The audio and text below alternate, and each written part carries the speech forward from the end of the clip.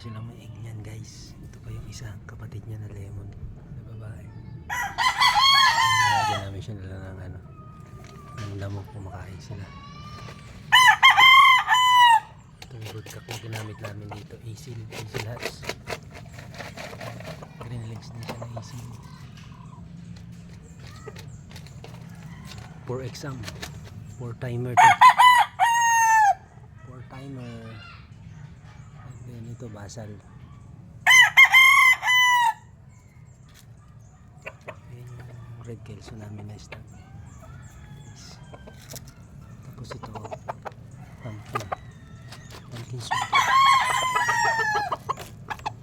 Sa kabilang pakulitan namin, ito naman pure Boston Roundhead. May egg na rin sila. Pure Boston Roundhead tongkat. Tapos yung pumpkin hatch sweater siya. Pumpkin sweater pala, sorry. Pumpkin hatch.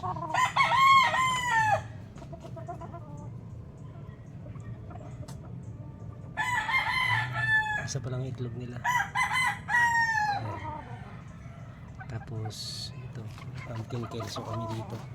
Hindi pa siya nangitlog. Tapos ito, white kelso. Bata pa siya.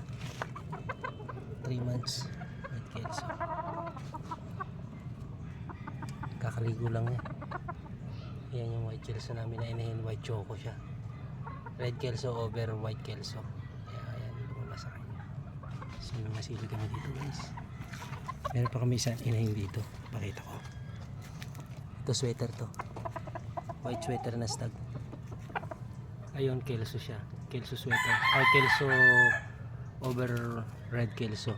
Dalawang kelso siya na isang pulang kelso tsaka isang white. Ito.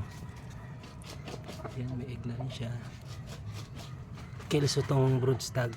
Tapos to sweater. White sweater. Yung hen na yan. Kapatid siya nito. Yan, kapatid niyan. Ibang lahi nitong white kelso na brood stag na ginamit namin.